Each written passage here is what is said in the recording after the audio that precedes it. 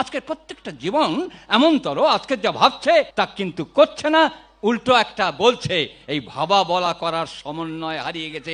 জিজ্ঞাসা করে দেখুন, আপনারা যা ভাবছেন সেটা কি বলছেন? আর সেটা কি বাস্তবে রূপ দিচ্ছেন? দিচ্ছেন না, কেউ দিচ্ছেন না। প্রত্যেকটা ছেলে মেয়ে, মা বাবা, স্বামী স্ত্রী, প্রত্যেকের মধ্যে ভাবা বলা করার অভাব দেখা দিয়েছে। রাবণ ধ্যানস্থ হয়ে সেটা বুঝতে পেরেছেন যে আমার সাইকোফিজিক্যাল অ্যারেঞ্জমেন্টটা ডিস্টর্টেড হয়ে গেছে, তার সেন্সারি কোঅর্ডিনেশনটা ভেঙে চুরমার হয়ে গেছে। কি হবে? কেন? শোকগ্রস্ত হতে হতে, শক খেতে খেতে আমার সমস্ত সেন্টিমেন্ট মানে সেন্সগুলো হারিয়ে যাচ্ছে। আমি ঠিক মতো সময়ে ঠিক মতো যুদ্ধের সরঞ্জাম অ্যারেঞ্জমেন্ট করতে পারছি না। তাহলে কি করতে হবে? এই আজকের যে মহাসৎসঙ্গ, আজকের মহাসৎসঙ্গ আজ 3 দিন ধরে হচ্ছে, প্রত্যেকের মিলন সৃষ্টি করছেন। তাই ভাবলেন আমাকে সৎসঙ্গ দিতে হবে। সৎসঙ্গের মূর্ত প্রতীক যিনি, পুরুষোত্তম আন্দোলনের হোতা যিনি, তাকে আমাকে আহ্বান করতে হবে। তার কাছে আমার পূজা প্রার্থনা, সবাই মিলে সমবেত প্রার্থনায় যোগ দিতে হবে। রবীন্দ্রনাথ ভারী সুন্দর করে বলছেন, ভগবানকে দেখতে পাবো কোথায়? কোথায় গেলে ভগবান দেখা যায়? ভারী সুন্দর করে কবীন্দ্র খুঁজে পেয়েছেন। ওই শ্রীমদ্ ভাগবত আমার এখানে পীযূষ বসে আছে, ও ভাগবতীয় পণ্ডিত বটে। শুধু ভাগবতীয় না, বহু শাস্ত্রে পণ্ডিত। ওকে দেখলে বোঝা যায় না কেমন চুল খোঁচা। প্রতিদিন এলেই আমার কাছে, আমি এলেই গালাগালি খায়। ও আগে থেকেই এসে স্যারেন্ডার করে বলে, আমি জানি আপনি গালাগালি দেবেন, আমি জানি আপনি গালাগালি দেবেন। ও আমার থেকে একটু বেশি বুদ্ধিমান তো, তাই বলে যে আমি জানি আপনি গালাগালি দেবেন। তো ওই থাকে অমন করে, কিন্তু খুব জ্ঞানী মানুষ বটে, অনেক জ্ঞানী। ও জ্ঞানের তুলনা হয় না। তা আপনারা কিন্তু ঘরের ঠাকুরকে ঠিক মতো বুঝতে পারেন না, বুঝতে পেরেছেন? তো ওই পীযূষ ও শ্রীমদ্ ভাগবতের কথা ভালো জানে, আমি অত ভালো জানি না। কিন্তু শ্রীমদ্ ভাগবতে ভগবান শ্রী শ্রী কৃষ্ণ ঠাকুর বলছেন, নাহং তিষ্ঠামি বৈকুণ্ঠে যোগিনাং হৃদয় নচ মদ্ভক্তা যত্র গায়ন্তি তত্র তিষ্ঠামি নারদ।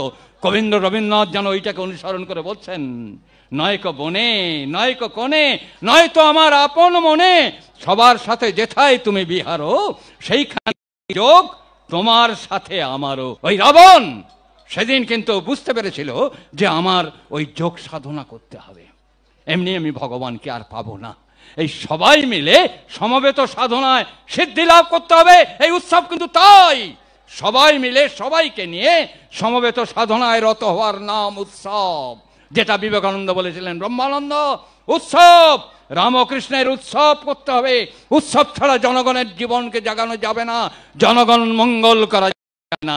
আজকে নারায়ণগঞ্জের অধিবাসী, এই নারায়ণগঞ্জ সৎসঙ্গ কেন্দ্র যেভাবে এই নারায়ণগঞ্জের প্রত্যেকটা জীব জগৎকে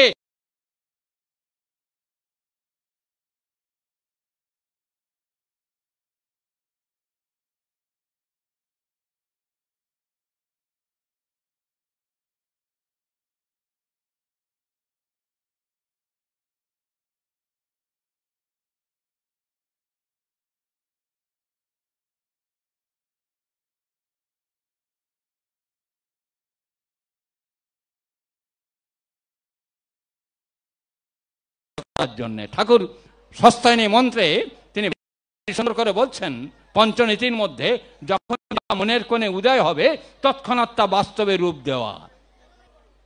রাবণ এবার বুঝতে পেরেছেন যে আমার সাইকো মানে মোটর সেন্সারি কোঅর্ডিনেশন ব্রেক করছে। অথবা এক্ষুনি আমি যখন সিদ্ধান্ত নিয়েছি আমাকে সৎসঙ্গ করতে হবে, আমাকে এখন সৎসঙ্গ করতে হবে। পৌরহিত্য করবে কে? বাবা পৌরহিত্য করবে কে? মেঘনাথ জিজ্ঞেস করছে। বলে, দেখ জগতের বুকে শ্রেষ্ঠ পুরোহিত একজন আছে। বলে, কে রে? কে কে বাবা, কে? রামচন্দ্র, ভগবান শ্রীরামচন্দ্র ছাড়া এই সভায় পৌরহিত্য করতে আর কেউ পারবেন না। আমি আজই রামচন্দ্রকে আহ্বান করতে যাব। বাবা তুমি আহ্বান করতে যাবে একা? হ্যাঁ আমি আহ্বান করতে যাব একা, কোনো অস্ত্র শস্ত্র নিয়ে নয়। আমি গরদের ধুতি পরব, খালি গায়ে, আমি ব্রাহ্মণ সন্তান, আমার উপবীতখানা আমার গলায় শোভা পেতে থাকবে, আর আমি গলায় একটা ওই বস্ত্র দিয়ে, ওড়না গলায় দিয়ে, উত্তরীয় গলায় দিয়ে আমি রামচন্দ্রের দরবারে যাব, অভিনন্দিত প্রণাম জানিয়ে বলবো আমার বাড়ির সৎসঙ্গে আপনাকে পৌরহিত্য করতে হবে। বলে উনি পুষ্পগ্রহত চালিয়ে আসছেন শ্বেত পতাকা উড্ডীন করে। এদিকে রেডার যন্ত্র ধরবার জন্য হনুমান আর লক্ষণ ওই রথকে নামাবার জন্য রাডার যন্ত্র ফিট করে দিয়েছে। এদিকে আর একজন কামান রাখবার জন্য সুগ্রীব বসে আছে, যে কামান থেকে ওই পুষ্পক রথ নামিয়ে নেব, ওই এরোপ্লেনটা নামিয়ে নেব। রামচন্দ্র বুঝতে পেরেছেন। রামচন্দ্র বলে, এই দেখছো না শ্বেত পতাকা উড়িয়ে আসছে, শান্তির বার্তা নিয়ে আসছে। সাদা হচ্ছে শান্তির প্রতীক, 7টা কালার তার মধ্যে বিরাজ করছে। এই তাঁর ঋত্বিক দেবতা মণ্ডলী যে সাদা পোশাক পরে, এর মধ্যে কারণ আছে। সমস্ত রঙগুলো যেন তোমার মধ্যে মার্চ করে গিয়ে এক শান্তির দূত হয়ে, জগতের স্বস্তির দূত হয়ে তুমি দুনিয়ার দরবারে তোমার অবস্থানকে জানিয়ে দাও। এই সাদা রং, সাদা পতাকা উড়িয়ে রাবণ আসছে পুষ্পক রথে। বল, দেখছো না শ্বেত পতাকা উড়িয়ে আসছে, দেখো ওর কাছে ধনুর্বাণ নেই, ও দেখো গরদের ধুতি পরেছে, গায়ে গরদের উত্তরীয়, ওই উপবেদধারী রাবণ ব্রাহ্মণ সন্তান, ও কিন্তু এগিয়ে আসছে। এসছেন, ল্যান্ডিং করেছেন। ল্যান্ডিং করতে রামচন্দ্র কিন্তু ধনুর্বাণ ত্যাগ করে এবং গলবস্ত্র করে যাচ্ছেন ব্রাহ্মণকে পূজা করবার জন্যে। আর রাবণ আসছে, তিনি জানেন ভগবান এসেছেন। রামচন্দ্র ক্ষত্রিয়ের বাচ্চা, রাবণ ব্রাহ্মণের বাচ্চা। রাবণ এসে সাষ্টাঙ্গে প্রণাম করছেন রামচন্দ্রকে, রামচন্দ্র সাষ্টাঙ্গে প্রণাম করছেন রাবণকে। লক্ষণ বলছে, দাদা তুমি প্রণাম করলে কেন? বলে, যে ব্রাহ্মণ, ওকে পুজো করতে হবে আমাকে, নইলে আমি খাঁটিয়ে ক্ষত্রিয়ের বাচ্চা নয়। তাহলে উনি তোমাকে পুজো করলে কেন? কি জানি, ওকে তুই জিজ্ঞেস করলে পারবি। লক্ষণ বলছে, রাবণ তোমার মহাশত্রু রামচন্দ্র তুমি প্রণাম করলে কেন? বলে, উনি যে ভগবান, তুমি চেনো না, তুমি জানো তোমার বরদা পুরুষোত্তম শ্রী শ্রী ঠাকুর অনুকূলচন্দ্র বলছেন, তিনি যখন আসেন তার পরিবার পরিজন তাকে অবহেলা করে, লাঞ্ছনা করে, তাকে তারা চিনতে পারে না। পুরুষোত্তম যখন আবির্ভূত হন, তার পরিবার পরিজন তাকে কিন্তু প্রতিষ্ঠা করবার জন্য পৃথিবীর বুকে জন্মান না, তার অপ্রতিষ্ঠাই হয়ে থাকে তাদের জীবন চলনার মধ্যে থেকে। ঠিক রাবণ লক্ষণকে বলছে, তুমি চিনতে পারোনি, তোমার দ্বারা কিন্তু ভগবান। আমি তাকে প্রণাম জানালাম। এবারে বললে, আমি আপনাকে আহ্বান করতে এসেছি, আমার বাড়ি আপনি পৌরোহিত্য করবেন। বলে, তথাস্তু।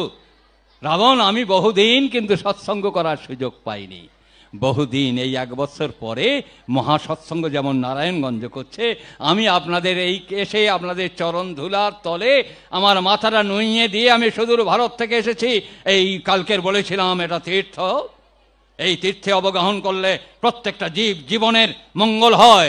এই তীর্থে অবগাহন করলে প্রত্যেকটা মানুষ জানতে বা অজান্তে তাদের মঙ্গল হয়, এটাকে আমি বিশ্বাস করি। আমিও কিন্তু আপনাদের মতো একজন পূজারী হিসেবে আমি এখানে উপস্থিত হয়েছি। আমাকে এরা বলতে বলেছেন, আমার শ্রদ্ধেয় অমলেন্দু চট্টোপাধ্যায়কে বেশি বলবার জন্য আমি এখান থেকে চলে গিয়েছিলাম, কিন্তু আমার দুর্ভাগ্য উনি না বলে এখান থেকে চলে গেছেন, আমাকে ছুটি ছুটি করে আসতে হলো। যাই হোক, আমি এসেছি কিন্তু বক্তৃতা শুধু করার জন্য না। আমার জীবনে আমি বক্তৃতা করলাম, বলতে পারেন 10-12 বছর বয়স থেকে বক্তৃতা করেই এলাম, রাজনৈতিক জীবন থেকে আরম্ভ করে বিভিন্ন সভা সমিতি, বিভিন্ন কালচারাল ফাংশন, এই করতে করতে পুরুষোত্তম চরণ প্রান্তে এসে লাখ লাখ জীবনে আমি এই সভা সমিতি করে বক্তৃতা করেছি। বক্তৃতা লাইভ না। রবি ঠাকুর ভারী সুন্দর করে আমার গালে জুতো মেরেছেন। ওরা কথা দিয়ে তোমার কথা বলে, কথার মালা গাঁথে কেবল দলের পরে দলে, কথা ছেড়ে বাজাই তোমার সুর, সে সুরে আজ সবাই মেলে নিকট হতে দূর। এই সুর, এই সুর ব্রহ্ম, এই নাদ ব্রহ্মের সাধনা, এই নাদ ব্রহ্ম নারায়ণের পূজা যে যখন যতটুকু করতে পারবে, নাম ধ্যান তপস্যা যার জীবনে জাগ্রত হয়ে উঠবে, সেই সার্থক। রাবণ আহ্বান করেছে আজকের যেমন করে, এই বিশ্বজিৎ অবিনাশ এরা যেমন করে আহ্বান করেছে, আপনারা আসুন আমাদের সৎসঙ্গে যোগদান করুন। আপনাদের প্রত্যেককে আহ্বান করেছেন, আমাদেরকে আহ্বান করেছেন, তেমন করে রাবণ আহ্বান করছেন রামচন্দ্র, সুগ্রীব, লক্ষণ সবাইকে, আপনারা আসুন আমার বাড়ির সৎসঙ্গে। সৎসঙ্গে একদিকে রামচন্দ্রের লক্ষণ, সুগ্রীব, বিভীষণ ইত্যাদি বসছে, আর একদিকে রাবণ, মেঘনাদ সব বসেছে। বসে রামচন্দ্র যাওয়ার আগে বলছে, সবাই কিন্তু একটা ছুরি পর্যন্ত যেন নিও না। এটা ভক্তির বাসর, প্রেমের বাসর, ভালোবাসার বাসর। প্রত্যেককে আমরা ভালোবাসবো, এই জন্যই কিন্তু সৎসঙ্গে যাচ্ছি। আর সৎসঙ্গ শব্দটার অর্থ কি আপনারা শুনে রাখুন। সমস্ত ভারতবর্ষ নয়, সারা পৃথিবীর মানুষকে শোনাচ্ছি, সৎসঙ্গ মানে নিজের বাঁচা বাড়ার আন্দোলন। যেখানে গেলে সার্থকতা লাভ করে তার নাম সৎসঙ্গ। আমার বাঁচাটার প্রতি আমার অনুরাগ যাতে জন্মায় তার নাম সৎসঙ্গ। আমার অস্তিত্বকে ভালোবাসার নাম সৎসঙ্গ। এছাড়া কিন্তু সৎসঙ্গ মানে অন্য কিছু না। সৎসঙ্গ মানে আমাকে আমি ভালোবাসতে শিখব। সেটা এই পুরুষোত্তম চরণ প্রান্তে না এলে আমাকে আমি ভালোবাসা শিখতে পারবো না। তার জন্য এই মহা সৎসঙ্গের আয়োজন। রাবণ সেই সৎসঙ্গের আয়োজন করেছেন। রামের অর্ডারে কেউ কোনো অস্ত্রশস্ত্র নেননি, গিয়ে বসেছেন। লক্ষণ মেঘনাথকে দেখছেন আর মনে মনে ভাবছেন, সারা কালকে তো যুদ্ধে কি করে তোকে মারব। এই যখন মারছেন, এই সৎসঙ্গ হেলা ফেলার জিনিস না, বড় পবিত্র জিনিস। এই মারবো মারবো যখন ভাবনা করছেন, হঠাৎ রামচন্দ্র উঠে দাঁড়িয়েছেন। আমি সৎসঙ্গ জমাতে পারছি না। চোখ থেকে টস টস করে জল পড়ছে রামচন্দ্রের। সৎসঙ্গ জমছে না। সৎসঙ্গ হচ্ছে প্রেমের জায়গা, ভালোবাসার জায়গা, হৃদয় বিনিময়ে ভালোবাসার একটি লক্ষণ। সেই হৃদয় বিনিময় এখানে হচ্ছে না। মমতার, একটু আগে আমার অমলেন্দুদা মমতার কথা বলছিলেন, মায়ার কথা বলছিলেন। মমতা মানে আমি তা, আমার তা, তার নাম মমতা। মমতা মানে আমার তা, ওই ছেলেটি আমার, এই বোধনায় ভালোবাসি, ওই বন্ধুটি আমার বন্ধু, এই বোধনায় ভালোবাসি। মমতা মানে আমার তা। Minus is call Mamata. Minus is call Mamata. এই আমাদের মাইনাসের অভাব দেখা দিয়েছে। আমরা মাইনাস করতে শিখেছি জীবন থেকে, প্লাস করতে শিখিনি। লক্ষণ এটা যেই ভেবেছে, ওই হিংসা। সৎসঙ্গে হিংসার জায়গা না, প্রেমের জায়গা, ভালোবাসার জায়গা। রামচন্দ্র বলছেন, চোখ থেকে জল পড়ছে, আমি সৎসঙ্গ জমাতে পারছি না। কোথায় যেন ভালোবাসার মধ্যে, প্রেমের মধ্যে কোথায় যেন সাতন ক্রিয়া কাজ করছে, ছেদন জ্বালা। জ্বলছি আমি অভিশাপ দিচ্ছি। আজকের যে বুকের ব্যথা আমি নিলাম এই সৎসঙ্গ করতে এসে, কেউ এখানে হিংসার স্রোত বয়ে যাচ্ছে, ভালোবাসার সমুদ্রে হিংসার স্রোত বয়ে যাচ্ছে। আমি অভিশাপ দিচ্ছি, আমার বুকে যেমন শক্তিশালের মতো গাচ্ছে, এই শক্তিশালের আঘাত আগামী কাল সে পাবে। সঙ্গে সঙ্গে লক্ষণ উঠে বলছে, দাদা আপনি কথা উইথড্র করুন। বলে, কেন রে? দাদা আমি মেঘনাদ বধ করার জন্য ভাবছিলাম, আমার মধ্যে হিংসা সঞ্চার হয়েছে। রামচন্দ্র বলছেন, উপায় নেই, আমি যা বলে ফেলেছি তা কিন্তু হবে। তোমার কর্মফল তোমাকে অভিনন্দন জানিয়েছে। শক্তিশালের আঘাত তোমার পেতে হবে। পরের দিন যুদ্ধে রাবণের শক্তিশালী লক্ষণ কিন্তু বধ হয়ে গিয়েছিল। তাই আজকের এই সৎসঙ্গ প্রেমের আন্দোলন, ভালোবাসার আন্দোলন, ভক্তি বিনিময়ের আন্দোলন, প্রত্যেকটা জীবনকে জীবন্ত করে তোলার আন্দোলন, প্রত্যেককে ভালোবাসার আন্দোলন। একজন স্ত্রী স্বামীর প্রতি ভুল বুঝাবুঝি হলে সেখানে মিলিয়ে নেওয়ার আন্দোলন, মিলিয়ে মেলানোর আন্দোলন, মানিয়ে নেবার আন্দোলন।